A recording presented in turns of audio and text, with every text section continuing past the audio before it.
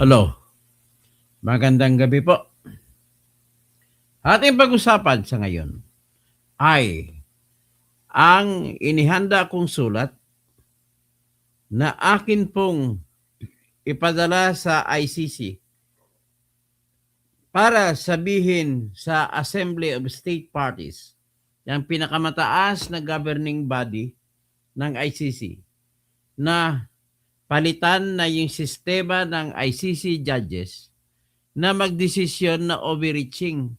Yung decision nila na napaka-wild na ng imagination nila na kahit hindi po nakasulat ay ginamit nilang dahilan para mabuo ang kanilang decision. I'm calling out clearly na ang sinasabi ng ICC sa decision nito sa pagkuha ng jurisdiction sa Pilipinas ay maling-mali po kung basihan mo kung meron bang nakasulat sa batas na tinatawag na ICC, Rome Statute, na magbibigay ng kapangyarihan sa International Criminal Court na kukunin ang jurisdiction laban sa Pilipinas o para sa Pilipinas para sila ay lilitis kay Duterte, kay Bato o kung sino pa man. Kung nakasulat lamang sa batas ang basihan, wala po. Wala silang basihan. Kaya ang ginawa nila, nag-imagine sila para lamang sa kanang kapritso na maililitis si Digong Duterte at saka si Bato at iba pa at kanilang husgahan. Taliwas ito sa katotohanan, taliwas sa katarungan. So, hinihikayat ko po ang lahat na meron pa akong inihanda na sulat sa aking Facebook account na kung sino ang gusto sumali ay mag-comment lang sila ng yes para iyon po ay aking ipapadala sa Assembly of State Parties doon sa International Criminal Court. At ating i-call out ang Assembly of State Parties na ang hindi na maganda ang ginagawa ng kanilang mga judge. Na kahit wala sa batas ay ginagamit nila na dahilan para sa kanilang kapritso na gusto nilang lilitisin si Digong Duterte. Ang nakasulat sa batas sa Rome Statute, ang Rome Statute po kasi iyan po yung batas na ginawa sa Roma. Na batas na kung sino ang mga bansa na pipirma ay sumasali at magiging alila na ng batas na yan. Na kung ano sinasabi na batas ay itatali na ang bansa na sumasali.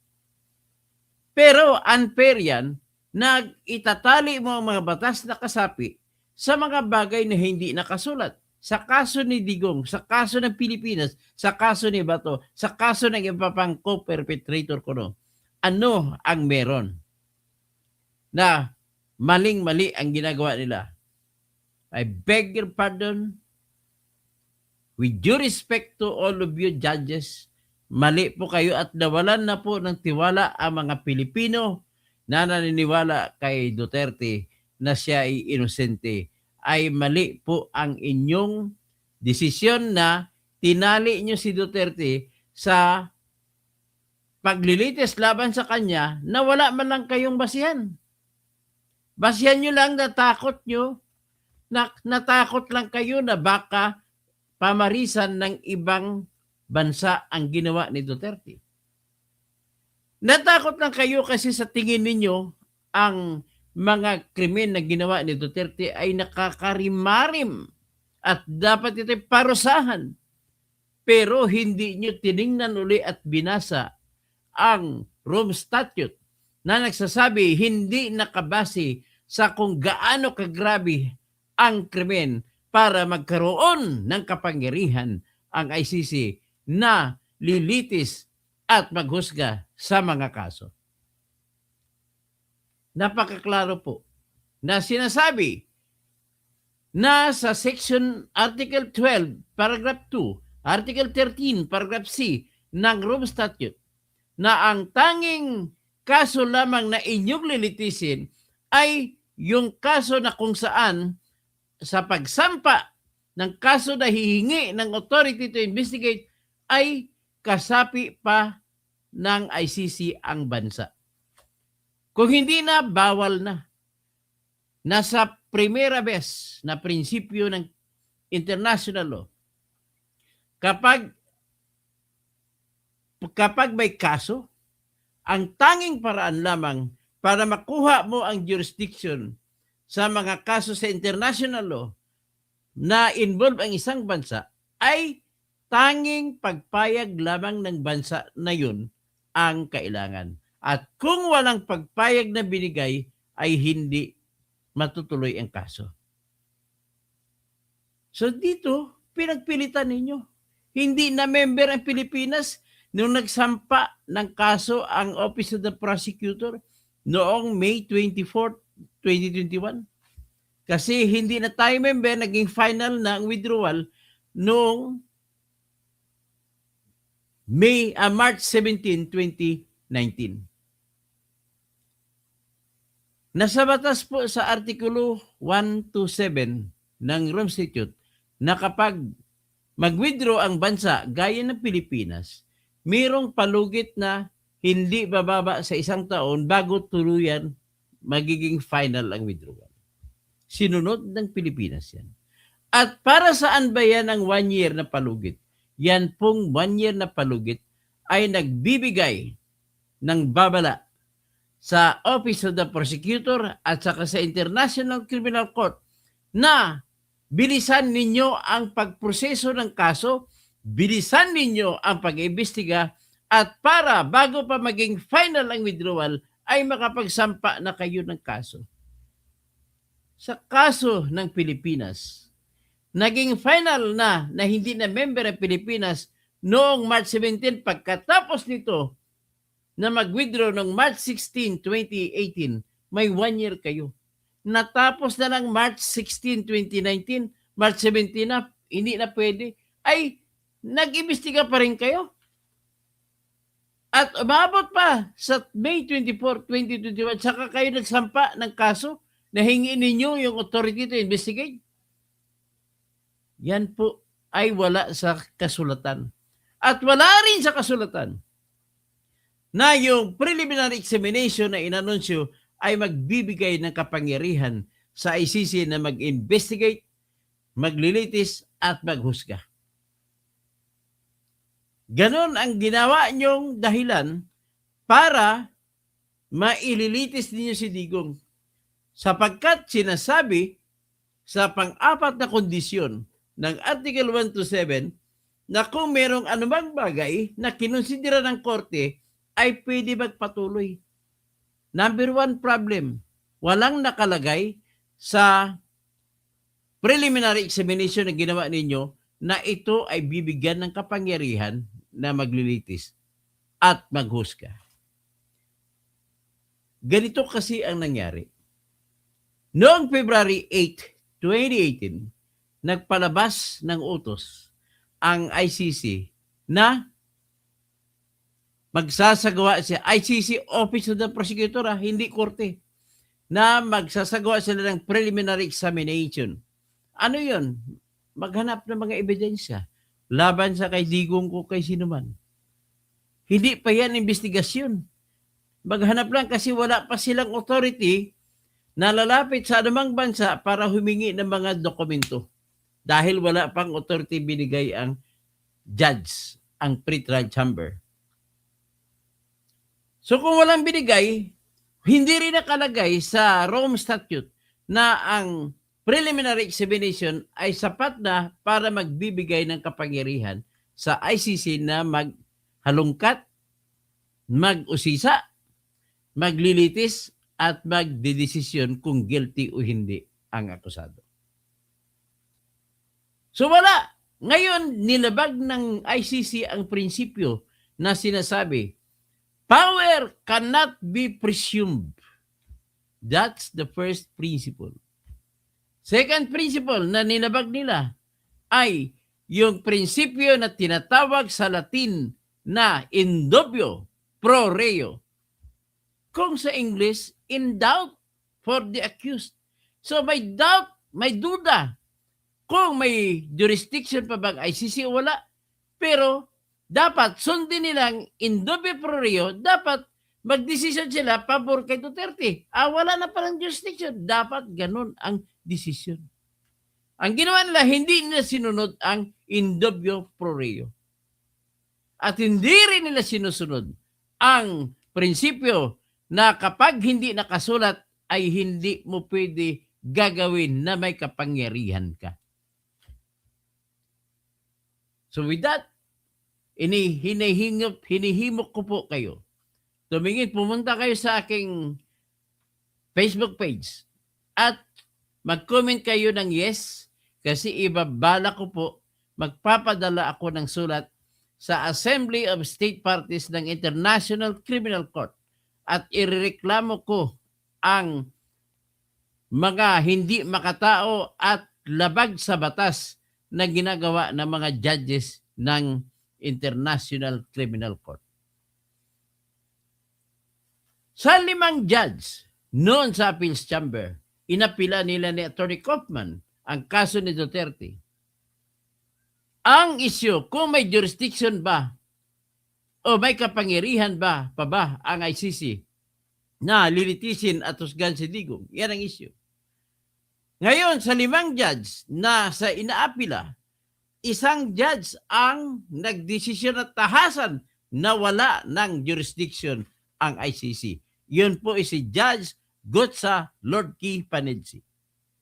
Na dapat, para hindi na mababawasan ang tiwala ng mundo, ng mamamayan sa mundo, sa ICC ay dapat tumutupad lamang sila sa kung anong nakasulat sa desisyon. Hindi yung pahabain pa nila ang kanilang imagination, i-argumento nila na sabihin nila dahil sa napakarimarim ng krimen ay hindi namin mapapatawad na tanggalan na lang ng karapatan ang ICC sa paglilitis kay Digong.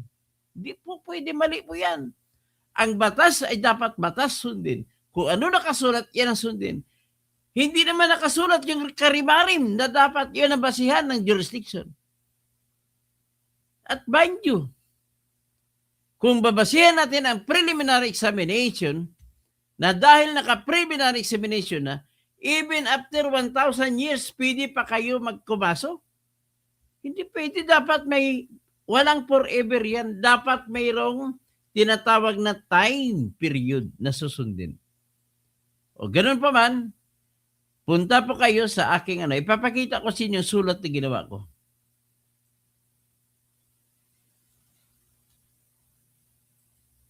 Kasi pag marami-rami, pag umabot na mas lalo pag milyon-milyon yan, ipadala ko sa ICC. Kaya tulungan nyo ako sa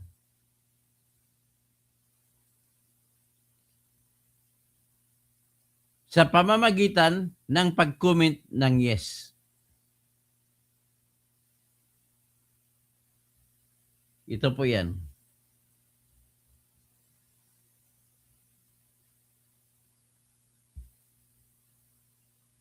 Ito po yung sulat na yun.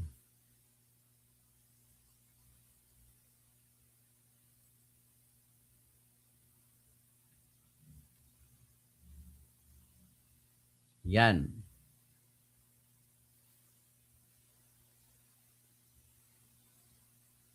Yan po ang sulat na yan. Basahin ko, pakisulat sa comment section na yes, kung susuporta ka sa sulat na ito na ipadala sa Assembly of State Parties President ng International Criminal Court.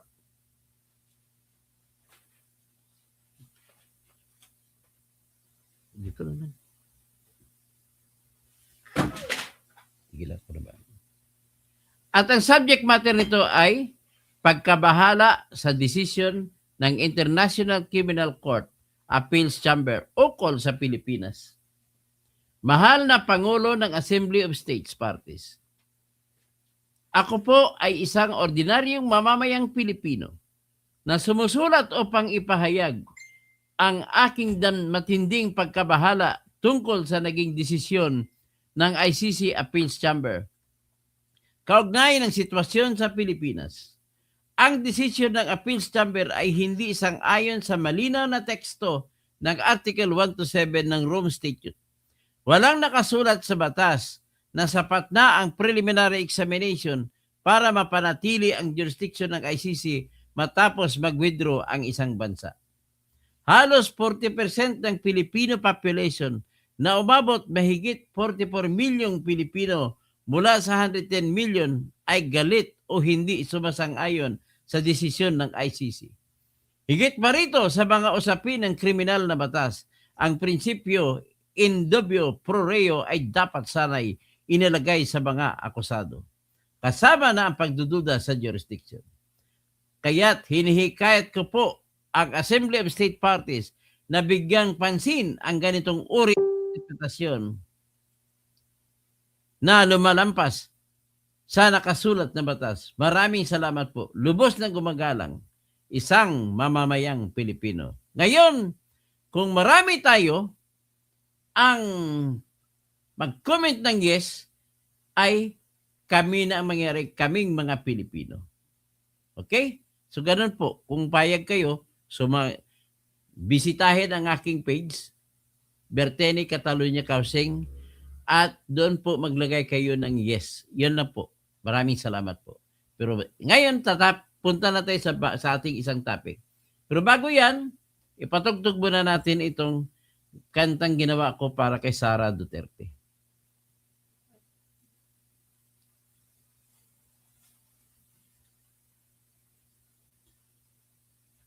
Ito po yun.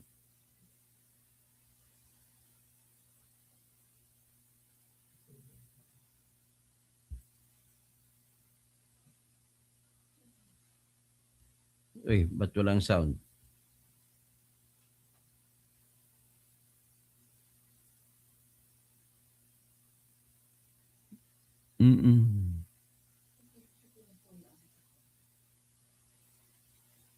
Dali lang, bakit walang sound?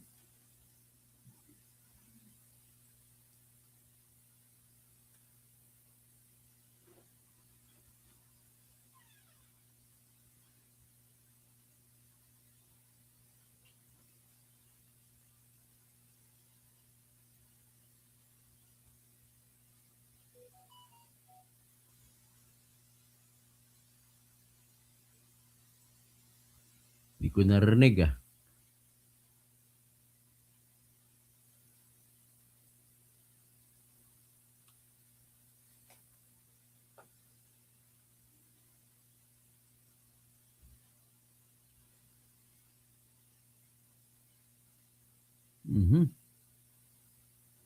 Dali lang.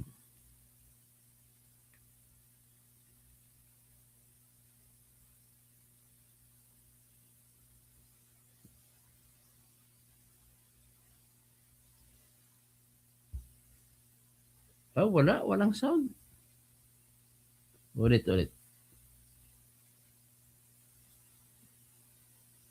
Oh, walang sound. Ulit.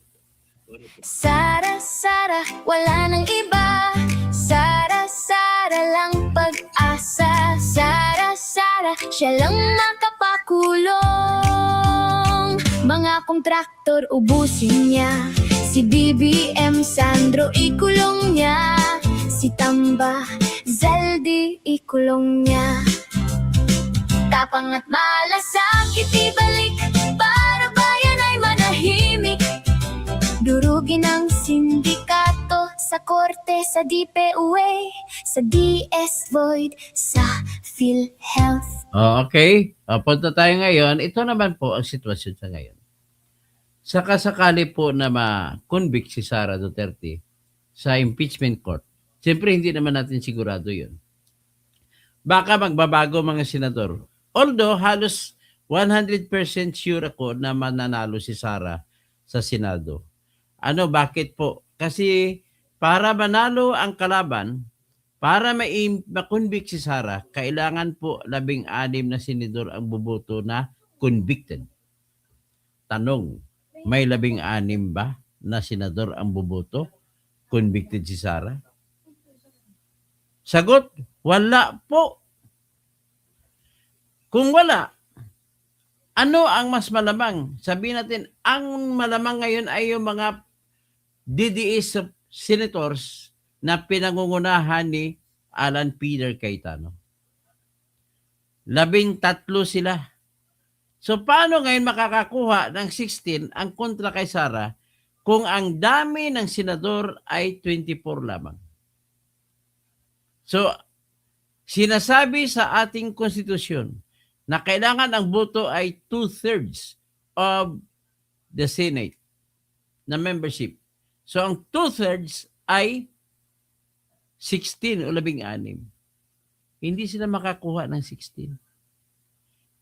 Ang papabor naman kay Sara, hindi na nila kailangan bumoto. Huwag lang sila bumoto na siyam panalo na si Sara. Siyam na hindi bumoto panalo na Sara. Ganun lang po kasimple.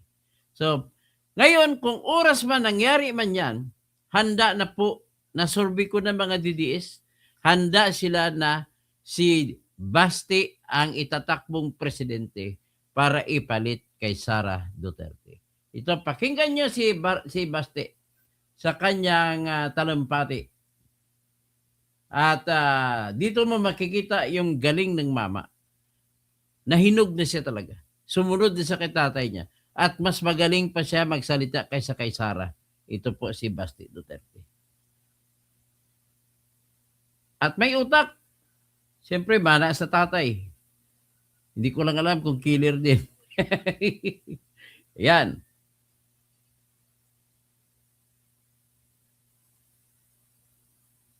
Ng kapatid niya. Hindi, kailangan ko Ferdinand Bongbong Marcos Jr. Adik Bangag. Sabi ng kapatid niya.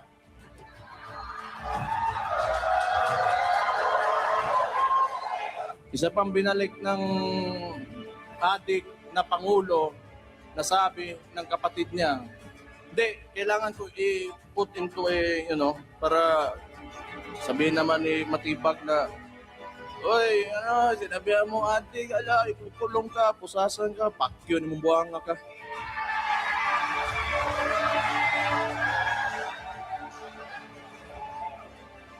Putang ina ninyong tanan!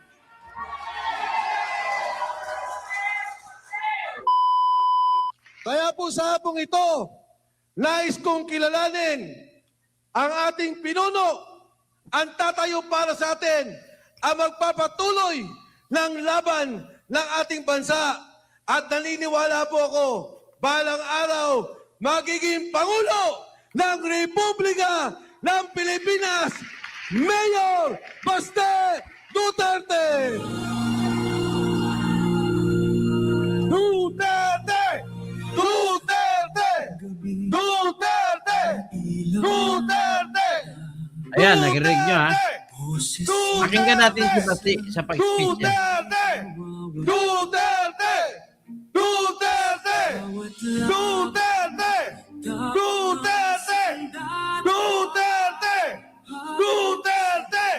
Duterte! Duterte! Duterte! Duterte! Hindi matitinag sa hamon ng Lingkod lang. Ibig sabihin ng lingkod, upo lang.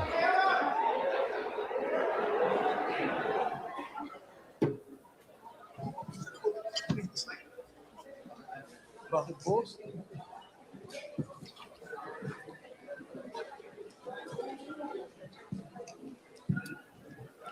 2016.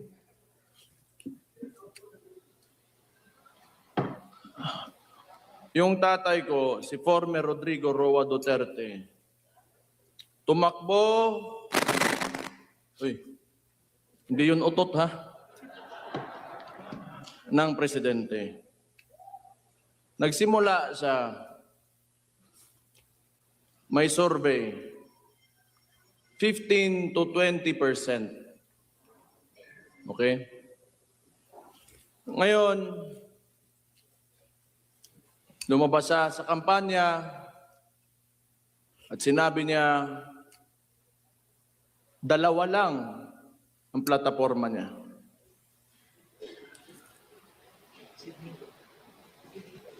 Drugs and criminality and corruption. Tatlo pala. Bobo ako sa math eh.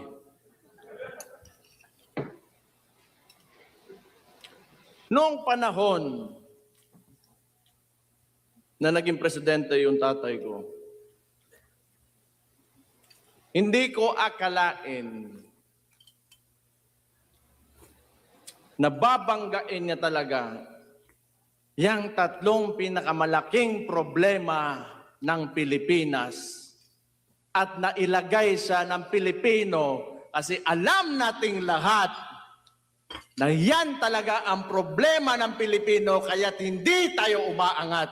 Kaya nailagay siya ng mga Pilipino bilang Pangulo ng Pilipinas. At anong ginawa niya? Inalis niya lahat yon at kung anong sinabi niya sa entablado, talagang ginawa niya. Kaya bumaba sa ang approval rating niya. Kung hindi 90, nasa 80, hindi bababa dyan. Ibig sabihin nun, kamong mga pobre, kanang mga komunidad, kayo mga nasa community, naramdaman nyo ang pagmamahal niya sa bayan niya at sa mga Pilipino.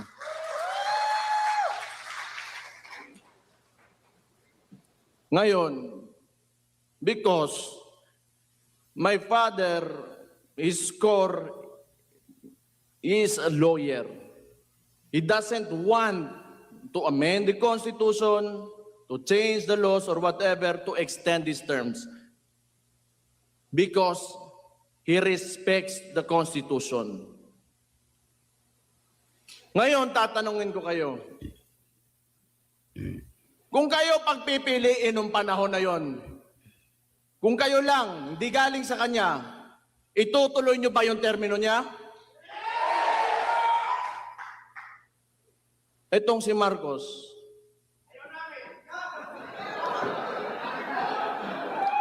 ganun buang na ni.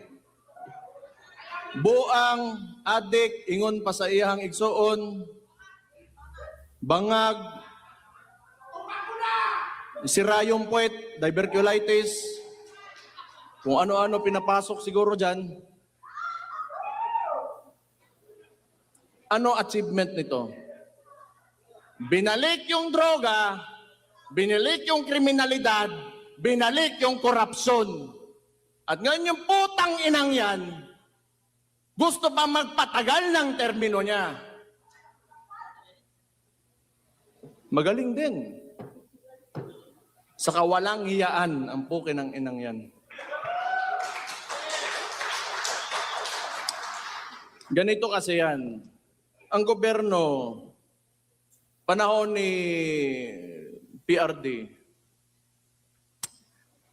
dinicentralize niya. Meaning, power and influence, hindi ang tawag, utang ina ng kabaloon sa tawag ng English ng yawa. Hindi lahat nasa capital.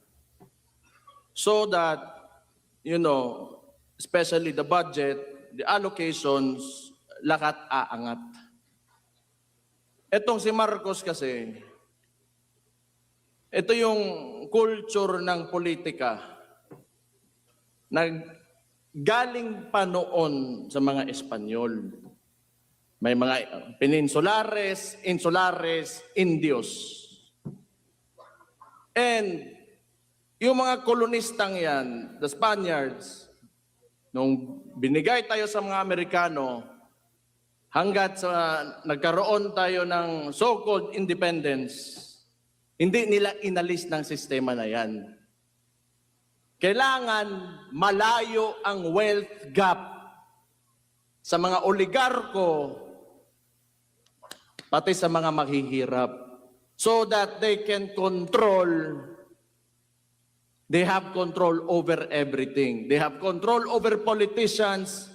They have control over the economy. At sila lang mayayaman, wala silang kompetensya kasi hanggat sa walang umaangat na Pilipinong pangkaraniwang tao, wala silang kompetensya, and that's what they want to maintain. Unsay gibuhat ni Marcos? Ang ginawa ni Marcos, because PRD opposed this kind of political system, pinadala niya sa Netherlands, putang ina siyang gago sa.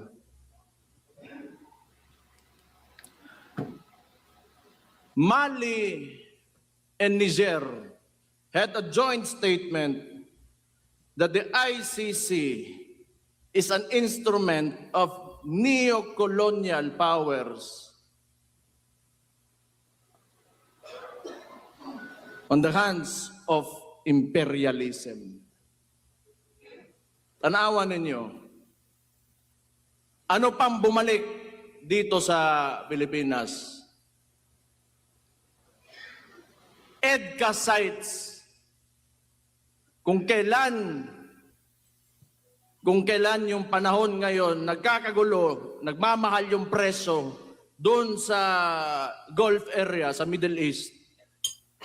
And they want to bring war here in the Philippines.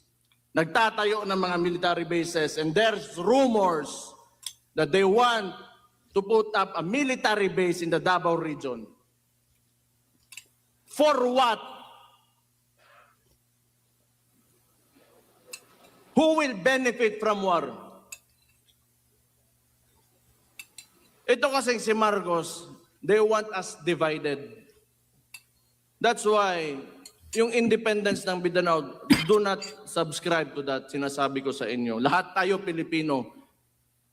Bago pa dumating yung mga dayuhan dito sa Pilipinas, Pilipino na tayong lahat. Ito, kaya sinabi ko yan. Nagbanggit ako ng Amerikano, sasabihin na naman nila, pro-China kami, pro-China ako. Tatanungin ko lang kayo, yung Scarborough Shoal na yan, it is documented in a cabinet meeting. Andun si Trillanes, si Ochoa. They were questioned by Enrile during the time of Aquino. Noong panahon ni PRD, may annexation ba? May expansion ba na nangyari sa China? Wala. And yet they accuse us. No. It's because si PRD wanted an independent foreign policy. That's why he was taken to the ICC.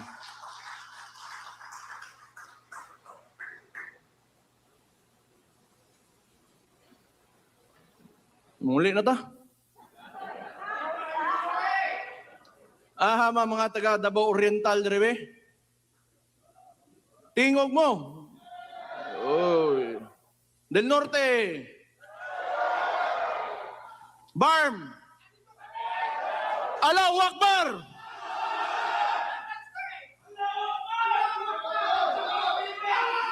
Davao del Sur. Uy, gibutang mo mas likod, luoy agad ninyo. Occidental. Usara ka buok. Hindi, bitaw.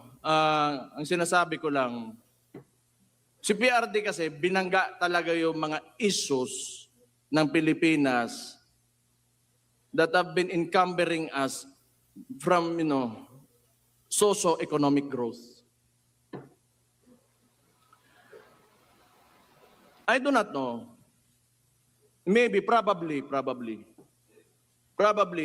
these oligarchs do not want the Filipinos to know. Kasi nga, pag ikaw may negosyo, you do not like competition eh. And when you give everybody a chance, an opportunity to, lift themselves out of poverty, then you get a mind of your own. Tapos magkakaroon, they will speak against you and, criticize. Ayaw nila nun. They will not profit from it. So muna, katong na presidente akong amakan, muna suko kay na sila, galit sila kay PRD kasi siningil yung tax, pagbabayarin sila yung utang nila sa gobyerno. And for what? It's because so that that money can be used for people. Tanawa karon. Hospital, PGH used to have 100 million a month.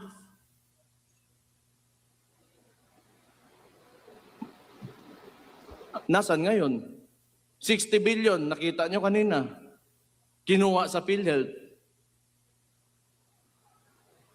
Minimum wage earner.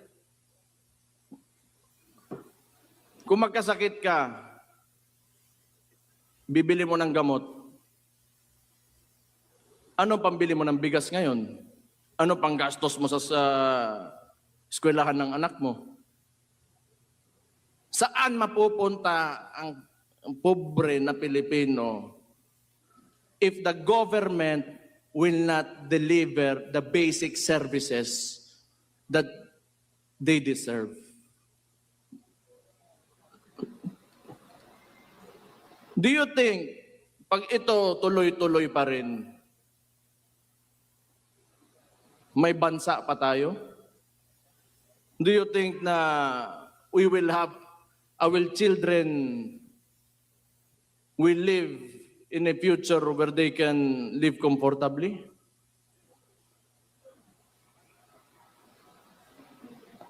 Tungod sa kwarta. Utang ina ng butangan na I hate that so much. It is the root of all evil.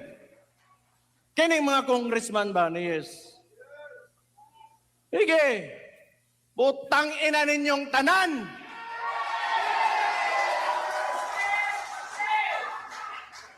Kamo, musod mo politika, papasok kayo ng politika. Para mong kwarta lang. Bakit nandyan pa kayo? Bakit? You just want yourself to, you know, like, you want everybody to see that you have a better house, a better car? You are richer than anyone else in your community? Yan lang? Para sa kinabukasan ng bayan natin? Utang ina, umalis na kayo dyan.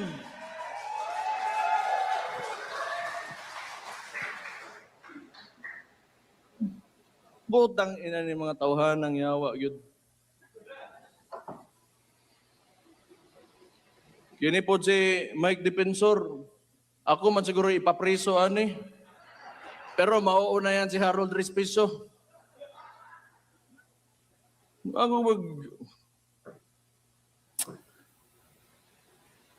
You know, I'm really sick and tired of politics. Noon pa naman yan, before I naging vice mayor ako. Isa pang binalik ng adik na pangulo na sabi ng kapatid niya, hindi, kailangan ko i-put into a, you know, para sasabihin naman ni Matibag na, oy, ano, sinabihan mo, adik, ala, ikukulong ka, pusasan ka, pakyo ni mong buhanga ka.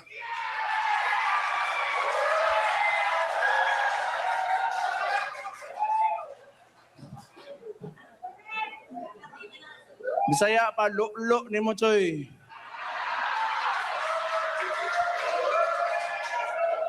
You know, tama si Mike. Tama si Mike. This is not even a silent martial law. It is martial law without declaring it formally. Ang dami nang nakukulong, may mga kaso, and for what? Because they opposed, you know, the actions of the administration. Why? Is that so wrong? Kung ikaw presidente, that would be good information for you to fix your country. Because it could be right. It could be good for the country. Bakit ayaw mo ng oposisyon? Bakit ayaw mo na pagsabihan ka kung ano yung nangyayari sa lugar mo? Kasi baka kasama ka talaga sa nakaw. At ano sinabi? Hindi naman tayo magtataka. Lumabas na nga si Martin Romualdez.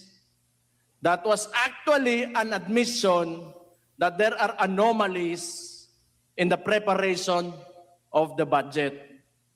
Ang sinabi niya lang, hindi siya ang mastermind. And who is higher than Martin Romualdez? Sino susunod? Sino paperman ng budget? Ferdinand Bongbong Marcos Jr. Adik Bangag. Sabi ng kapatid niya,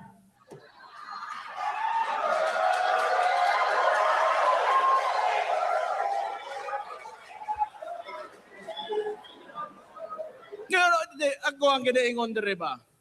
Ako ginaingon gani. Awa, tanaghan ng adik karon. Dumami ang adik. Dito sa Davao, lagi may huli. Sa ibang lugar, wala. Hinahayaan nila. Takot yung mga pulis. Kasi pag hinuli mo adik, magagalit si Bongbong. Kasi adik daw siya. Sabi ng kapatid niya. Oh, ano mangyayari ngayon? Yung mga pamilya, sira. Breadwinner, yung tatay. Pag nagsabuyan, wala na, sira ulo, ayaw magtrabaho, bubugbugin yung asawa. Ano mangyayari sa household? Wasak yung pamilya, yung mga bata, saan papunta? Hindi papasok ng paaralan. Yung community, yung mga barangay dyan, apektado. Sino nagbabayad ng buwis? Sila mismo. The driving force of our economy are the communities. Ang kapobrehon, imong pasagdan na mabuang. Napatay Chief PNP mo ingon lang. Sasabihin niya lang, pampahaba lang ng oras sa trabaho ang putang inang drugs na yan. Tanawa unsa ka bangag ng presidente na, and you allow your Chief PNP to say that without reprimanding him. Tanaw ninyo, tingin nyo ba may kinabukasan pa ang Pilipinas pag nagpatuloy ito? Tangtangan yung Marcos dito. Ayaw ako, ako'y mapriso. Kitang tanan siguro. Utang ina ni.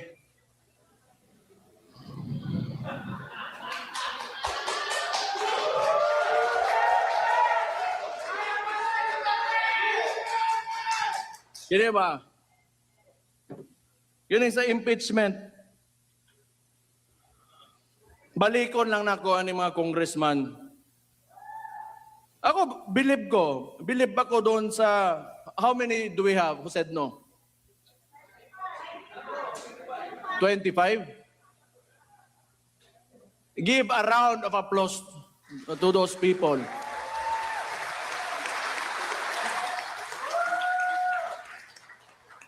Butang yan kamo, taga Davao, pangampanya ito ninyo dito sa Manila, kay tabang ito ninyo. Itong mga ni Nogyo Daningguan, kana na yung mga itlog ng mga congressman. Mutang ina nila. Nga manag-yes, wag nyo na. Ano nga yun? 20 million, 5 million MOOE, 20 million outright cash, 5 million MOOE, then 200 million budget. Si Dimple Mastura nag-no, di ba? Oo. Ha? Abstain. Nasto nga. Okay na. Pwede no, pwede yes. 200 million budget. And, ito pang narinig ko, Constitutional Assembly to extend the term of the incumbent politicians. That means, including the congressman. So, kung nakinig lang kayo sa akin, before the midterm elections, I already said this in Cebu, I said this everywhere I went. Yung bangag na yan, ayaw bumaba. Kasi alam niya, pag bumaba siya, makukulong siya. Nasa liderato kasi yan lahat. Kayo, mga leader kayo sa lugar nyo, if you allow looting of, public funds, then that is because you allowed it. If you do not allow it and you have strict policy against corruption, hindi talaga mangyayari yan. Ang problema, sabi nga ni Martin Romualdez, hindi siya ang mastermind. And sino yung leader? Sino yung ulo ng Pilipinas ngayon? Si Marcos. I do not know if Martin was pertaining to kaning adik nga bangag nga way uwaw bawbaba nga presidente nato. Ingon siyang igsuon ha. Sabi ng kapatid niya, ang bahog-ba, totoo yan kasi kausap ko yan kasi tinulungan ko yan yung kampanya.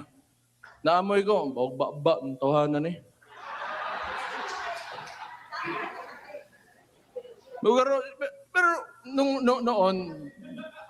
noon, sa totoo lang, naloko rin talaga ako. Akala ko, wala lang, parang walang buot lang talaga to. Parang bata lang ba? Ngayon, bata talaga at adik pa talaga, sabi ng kapatid niya.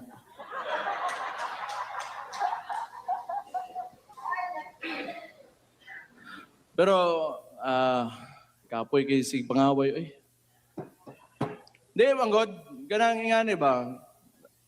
Kita, daghan mo mong politiko dire, daghan siguro marami tayo mga aspiring politicians dito. Kailangan nyo magsakripisyo.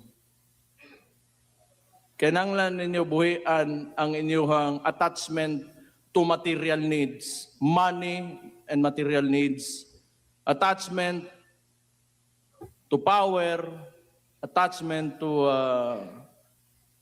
kasi hindi talaga aangat yung bansa natin if we go into politics para lang sa sarili natin. Okay lang. O ibigay ng Diyos sa iyo, ihatag sa Ginoo sa imuha, nga musaka kasi mong kinabuhi in whatever way. Maayo, og naa, maayo, og wala, okay rapod. Pero do not ever forget the people around you that voted for you.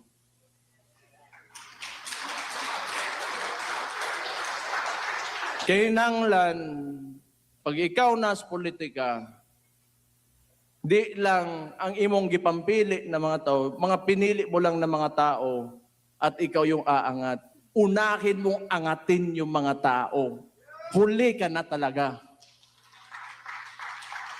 Maunang politika. Manerbisyo ka eh. Mo gani ang tawag na public servant.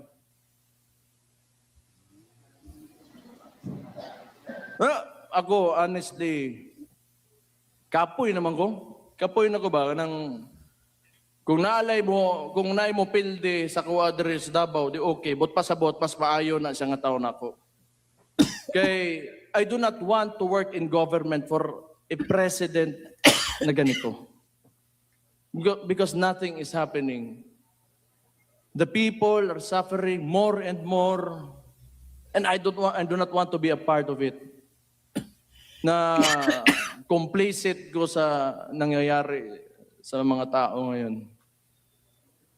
But fortunately for me, Davaoenos, Davao region are very resilient people. Mabuhay raman tag. Mabuhay raman ko tag ginamos. Kanang nilungag nga saging. Okay na. Pero kani mga tao sa mga urbanized sections of the country, medyo lisod eh. Dire natay prutas, natay bugas. Di man permi po, pero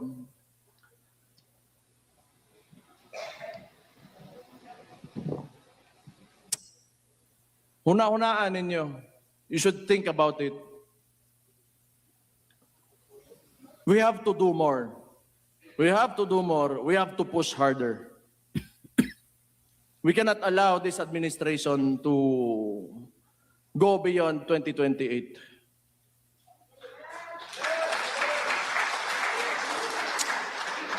Ganito yung structure nila eh. So ngayon, they are supporting the left, the extreme left, mga makabayan, the NPA, because, and probably coming from the statement of Marbil, that drugs is only to extend the work hours of people. That's why they are lenient on these groups and individuals because yun lang ang allies nila.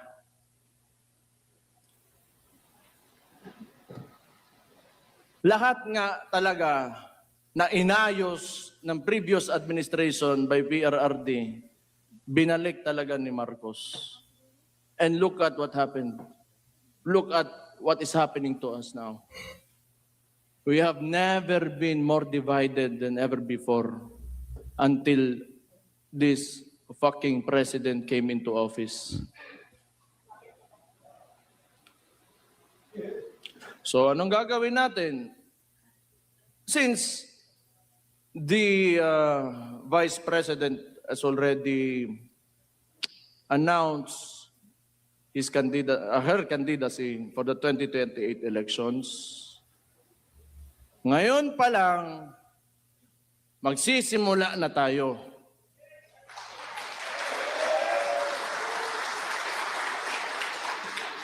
Pero sana nga hindi aabot ng 2028 eh.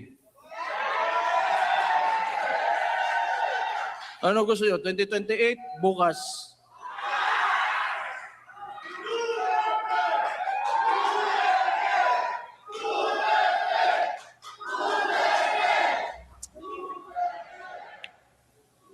Kana,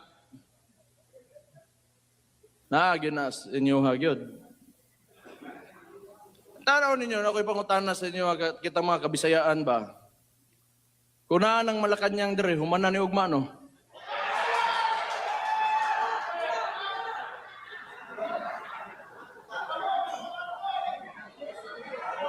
Kuanta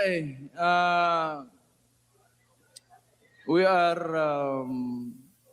restrained by geography. Archipelago manggod ta, manglupad pa ta dito Manila, pero I do not know.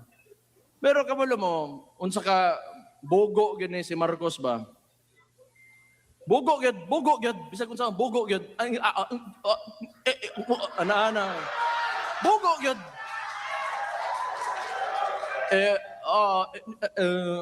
Wala tayong magagawa. Oh. Pag may nangyari, wala tayong magagawa. Kaya natigpan nyo. Limpyo tayo ng white powder dire. Usa mo chinchanso? Ilong.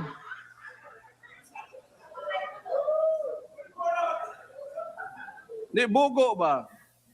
Siya yung nagbukas ng flood control issue. Because, you know, the narrative that they wanted to present to the public, kasi itong mainstream media, hawag na po, tangin na po din yung mainstream media mo, yawa mo. Tinuod man, ay mo, kalain na, kato mga trabahante, ang mga tag-iya, anak, mga tag-iya, fuck you.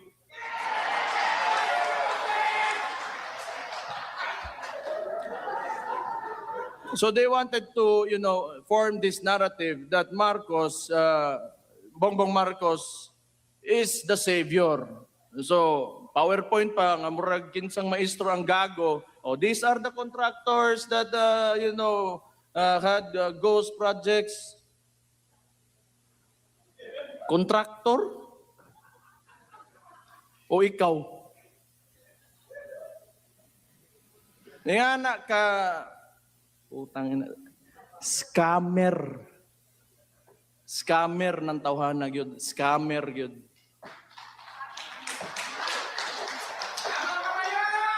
Hindi, kita niyo naman. magkasama sila ng kapatid ko, ng Vice President. Ito lang yung, I want to put out this argument ba. They started destroying the reputation of the Vice President with the 125 million confidential funds. But how much have we lost? How much money have we lost in the flood control projects? More or less $2 billion. And now they want to impeach the Vice President? Sige, sabihin na natin na totoo yan dalawa. Just to be objective about the issue. 2 billion against 125 million, who will you impeach first? Putang ina ng gago. Anyway, optics kasi yan. And when 120 billion wasn't enough, you know, ginawa na nilang 6 billion, they added more figures to it. Yan, gago na mainstream media yan. Yan yung ilalabas nila so that they, you know, people, they want to influence the people. Because mainstream media is stitched with pop culture. And people do not, you know, are used to looking at mainstream media and pop culture. Kaya yung tao nagugoyo ng administrasyon na to kasi hawak nila yung media eh. So anyway, alam ko naman, isa-splice pa rin nila yung sasabihin ko. But again, fuck you.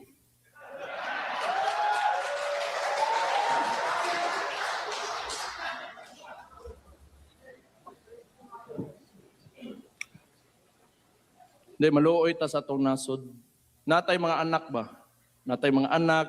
Ako'y mga anak. Namoy mga apo. Unya,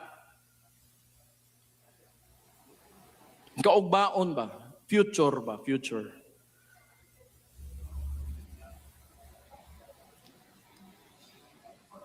Hindi, ayoko yung mga anak ko na maglalakad. If they had to walk, you know, around the city or out on the streets and they get mugged, o hold upin sila. Or maybe some people will entice them to do drugs with them. You know, job opportunities are scarce. Wala silang papupuntahan. May natapos pero walang trabaho because of mismanagement of this current government. So ang tingin ko, 2028 man talaga ang... It really depends on how you would approach the situation. If we see a lot of people, you know, who want to, you know, take Marcos out of office, then that could happen. But if not, there is 2028.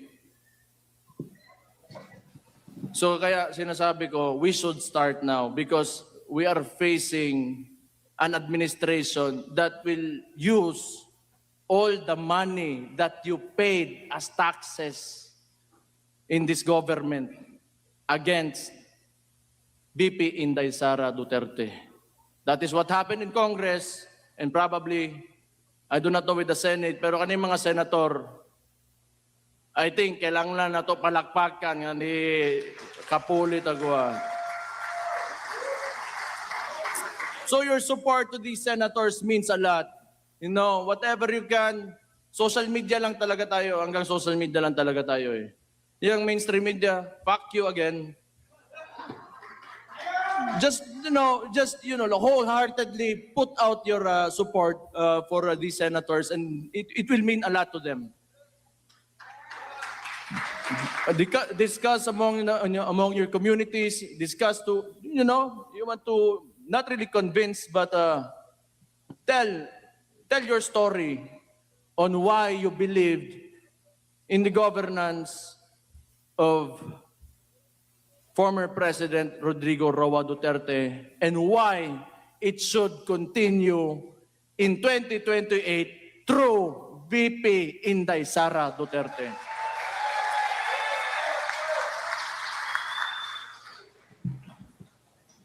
Guol ta sa atong kaugmaon, good. Sayang, manggod. Sayang. You know, everywhere I go, everywhere, kaya tanongin nyo, taxi driver, mas nindot yun ang panahon ka ni Adto. Mas nindot yun. Ang maestra, sakaan ng sweldo. Police, military, sakaan ng sweldo. Okay, mana. Kinanglan ng good. Kailangan talaga sa government, you have to, increase salary. Para dili mangurakot. No, mana kay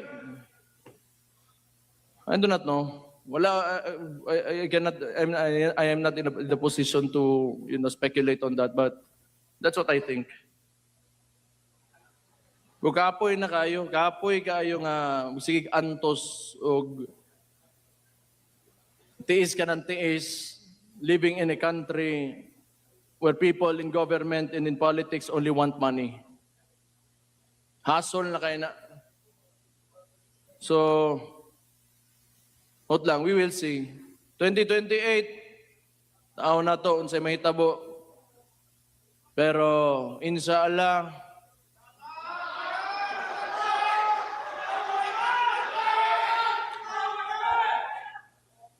dili mismo, butang dalang ato ang kandidato, si Inday Sara Duterte, pero ang Pilipinas, mauli sa mga Pilipino.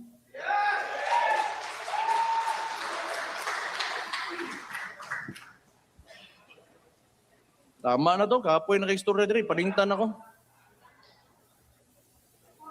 Ay, tama day. Namo ko istorya. Basta ikaw rin. Ako, unahan ko muna sila John Vic at saka Auntie Claire. Auntie Claire, si Mayor Baste, kung ano-ano na pinagsasabi, hindi naman totoo yun. Una na takadaan day, kapoy ka, kag-alo. Pag John Vic, ginahuwat pa na ko sa John Vic nga muli-ili sa kuutin kay pisot ko no ko. What to John Vic lain po kayong pakita utin siguro niya, no? O sige na lang, pasiganahan siya. Pero ang tuli manggod kani adto pakang man di ba pakang pakang kanang kang John Vic mas maguwang man nako kung tuli siya pakang na iya ha ako German cat.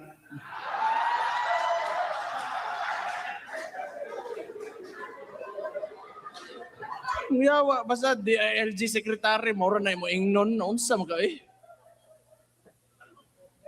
Yun lang sasabihin mo. God damn it.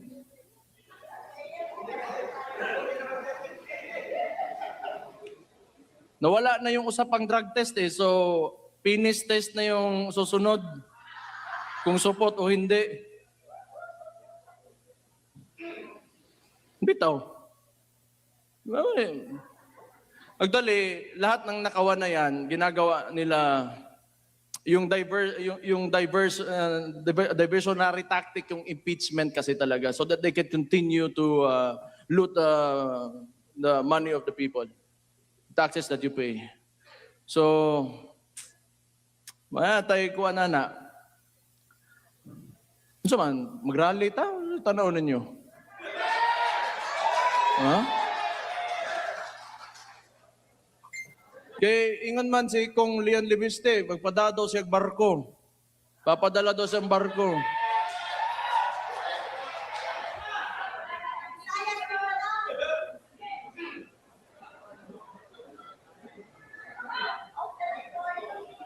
Pero I do not think kung 2 years, etong 2 years na to, mas lalala pa yan. Itong nangyayari na mga kadali langgod sa mong ko eh. Yung ginagawa ng administration ron, weaponizing the bureaucracies and the departments of the administration, the government, mag-i-intensify pa yan. I told you. Tingnan nyo anong nangyari sa Senate. Tingnan nyo na nangyari sa Senate. Nagputukan. Kaya gusto na naman nila kunin si Bato, ipadala doon sa ICC. Nalungkot ako. At the same time, medyo masaya rin kasi may kasama na yung tatay ko doon if ever that will happen. But, yeah, it's a bad joke. It's a bad joke. But, you know,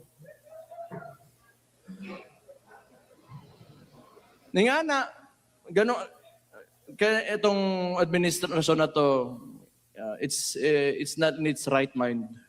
Wala talaga yan. Addict talaga, sabi ng kapatid niya. Addict talaga.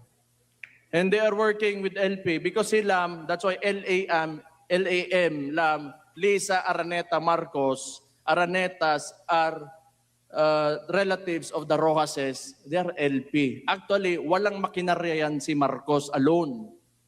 The ones who are moving for Marcos and at the same time, tinitira din siya, are the Liberal Party. Kasi wala siyang makinarya eh.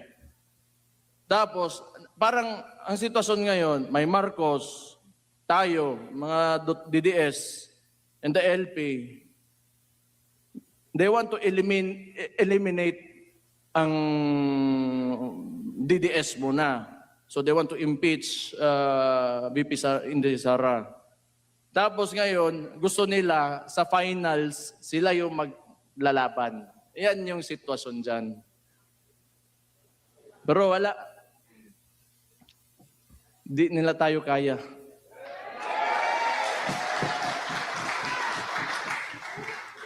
Wala namang alam kasi talaga yung mga gago na yan. Talaga walang alam, putang ina. Kasi nga, sinabi ko, tulad ng Scarborough Shoal, you know, yung mga left na yan, sila man nasasabi China, o sino ba? Trillanes, LP. Saan naman nag-backdoor nun? Kinesyon sa nga ni Enrile. Putang ina. EJK. O, kani ha? EJK. They want to, you know, convict ni akong amahan because of the allegations of EJK. O, kani LP niya. Kanang Tarlac, sa mga kuwang ko na relatives na sa mga Aquino, ang Hacienda Luisita.